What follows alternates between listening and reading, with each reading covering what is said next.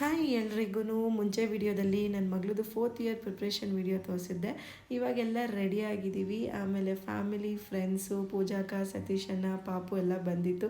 ತುಂಬಾ ಖುಷಿ ಆಯಿತು. ಇನ್ಫ್ಯಾಕ್ಟ್ ಹೇಳ್ಬೇಕಂದ್ರೆ ನನ್ನ ಮಗಳು ಇಷ್ಟಪಟ್ಟದಂಗೆ ಅವಳಿಗೆ ಬಾರ್ಬಿ ಕೇಕ್ ಆರ್ಡ್ರ್ ಮಾಡಿದ್ರು ಅವರಪ್ಪ. ಅದೇ ಥರದ್ದು ಅವಳು ಫೋಟೋದಲ್ಲಿ ಯಾವ ಥರ ತೋರಿಸಿದ್ಲು ಹಂಗೆ ಮಕ್ಳ ಜೊತೆ ಬರ್ಡೇ ಸೆಲೆಬ್ರೇಟ್ ಮಾಡಬೇಕಂತ ಹೇಳಿದ್ಲು. ಹಂಗಾಗಿ ಮಕ್ಳ ಜೊತೆ ಬರ್ಡೇ ಸೆಲೆಬ್ರೇಟ್ ಮಾಡಾಯಿತು.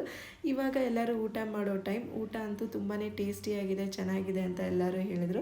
ಅದು ಕೇಳಿ ತುಂಬಾ ಖುಷಿ ಆಯಿತು. ನನ್ನ ಮಗಳು ಫಸ್ಟ್ ಬರ್ಡೇಗೆ ಬಂದಿದ್ದರು ಪೂಜಾಕ ಸತೀಶಣ್ಣ.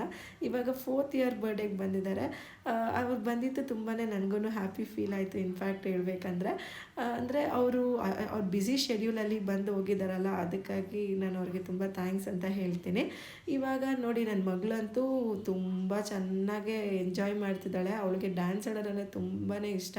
ಎಷ್ಟು ಬೇಗ ದೊಡ್ಡವಳಾದ್ಲು ಅಂತಲೇ ಗೊತ್ತಿಲ್ಲ. ಇವಾಗ ಇನ್ನೂ ಚಿಕ್ಕ ಪಾಪು. ಅವಳು ಫಸ್ಟ್ ಇಯರ್ ಬರ್ಡೇ ಸೆಲೆಬ್ರೇಟ್ ಮಾಡಿದ್ದೆ ಇನ್ನೂ ನೆನಪಲ್ಲಿದೆ ನನಗೆ. ಹಂಗಾಗಿ ಬರ್ಡೇ ಒಂದು ಕಡೆ ಅಂತ ಅಂದರೆ ಫ್ಯಾಮಿಲಿ ಎಲ್ಲ ಸೇರೋಕ್ಕೆ ಒಂದು ಇವೆಂಟ್ ಥರನೂ ಆಗುತ್ತೆ. ಯಾಕಂದರೆ ಈ ಬ್ಯುಸಿ ಲೈಫಲ್ಲಿ ಯಾರೂ ಅಷ್ಟು ಸಿಗೋಕ್ಕಾಗಲ್ಲ, ಕುತ್ಕೊಂಡು ಮಾತಾಡೋಕ್ಕಾಗಲ್ಲ ಅಲ್ವಾ. ಸೊ ಇವಾಗ ಬರ್ಡೇ ಪಾರ್ಟಿ ಎಲ್ಲ ಮುಗೀತು. ನಾನು ಸ್ವಲ್ಪ ಸ್ಲೈಟಾಗಿ ನಾನು ಅವರು ಡ್ಯಾನ್ಸ್ ಕೂಡ ಮಾಡಿದ್ರಿ. ಇದನ್ನೆಲ್ಲ ಮುಗಿಸ್ಕೊಂಡು ಇವಾಗ ಕೊನೆಯವರೆಗೂ ಪೂಜಾಕ ಸತೀಶಣ್ಣ ಇದ್ದು ಪಾರ್ಟಿ ಮುಗಿಸ್ಕೊಂಡು ಇವಾಗ ಹೋಗ್ತಾ ಇದ್ದಾರೆ. ತುಂಬ ಥ್ಯಾಂಕ್ಸ್ ಅಕ್ಕ ಅಣ್ಣ ಬಂದಿದ್ದಕ್ಕೆ ಅಂತ ಹೇಳ್ತಾ ಈ ವಿಡಿಯೋ ನಾನು ಇಲ್ಲೇ ಮುಗಿಸ್ತಾ ಇದ್ದೀನಿ. ಮುಂದೆ ಒಂದು ಹೊಸ ವಿಡಿಯೋ ಒಂದಿಗೆ ಸಿಗ್ತೀನಿ. ಅಲ್ಲಿ ತನಕ ಎಲ್ಲರಿಗೂ ಬಾಯ್ ಬಾಯ್.